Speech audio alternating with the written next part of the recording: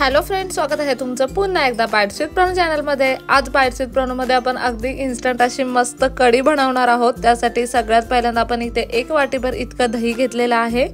त्यानंतर आता पहिल्यांदा आपल्याला वाटण तयार करून घ्यायचं आहे। त्यासाठी आपण इथे मिक्सरचं भांडं घेतलंय।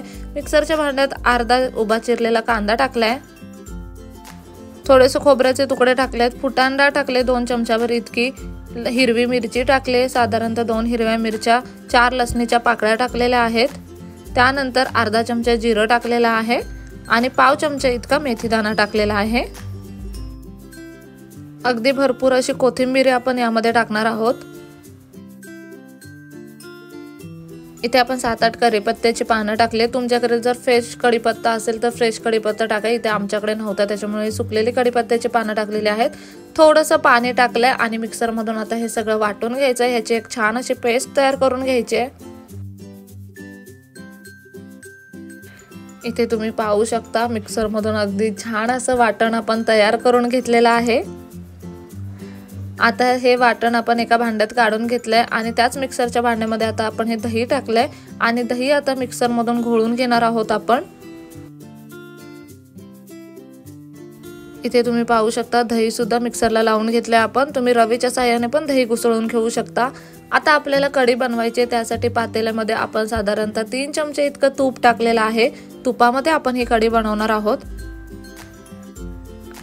फोडणीसाठी आपण मोहरी आणि जिरं टाकून घेऊयात। त्यानंतर त्यामध्ये हिंग टाकायचं आहे आणि थोडीशी हळद टाकायची आहे।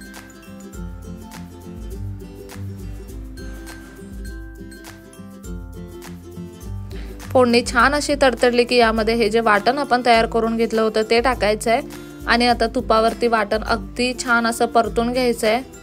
वाटणातला कच्चेपणा पूर्णपणे निघून गेला पाहिजे आणि मस्त असं तुपाचा घमघमाट सुटला पाहिजे।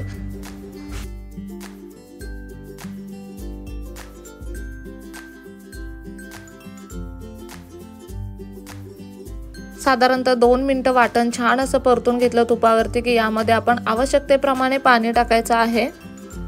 जेवढी कढी बनवायची आपल्याला तेवढं पाणी यामध्ये ऍड करायचं आहे।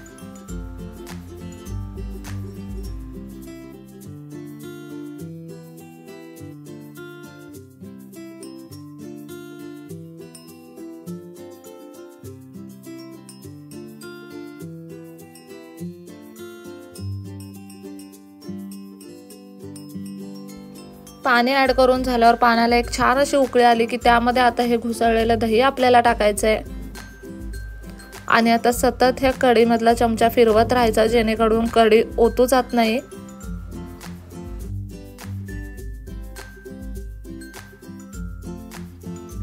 हे जे दह्याचं भांडं होतं मिक्सर मधलं त्याच्यामध्ये आपण थोडंसं पाणी ऍड करून अजून थोडं पाणी यामध्ये टाकलेलं आहे।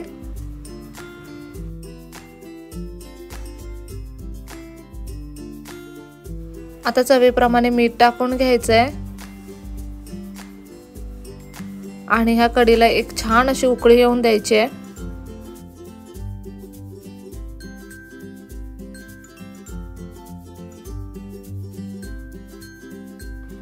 इथे कढीला एक मस्त अशी उकळी आली की यामध्ये आपल्याला थोडासा गूळ टाकायचा आहे।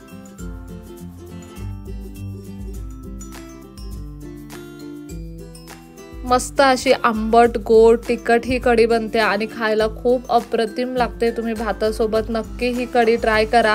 ह्याला एक छान अशी उकळी आलेली आहे आणि अगदी गरमागरम अशी कढी बनवून इथे तयार आहे। अतिशय सोपी अशी कढीची रेसिपी आहे। तुम्ही नक्कीच ही रेसिपी घरी ट्राय करू शकता। खूप सोप्या पद्धतीने आपण ही कढी बनवलेली आहे। एकदा घरी ही रेसिपी नक्की ट्राय करून पहा। व्हिडिओ कसा वाटला मला कमेंट बॉक्स मध्ये नक्की सांगा। चला तर मग पुन्हा भेटूयात अशाच एका नवीन व्हिडिओ सोबत। तोपर्यंत मस्त खा, भरपूर फिरा आणि आनंदी राहा।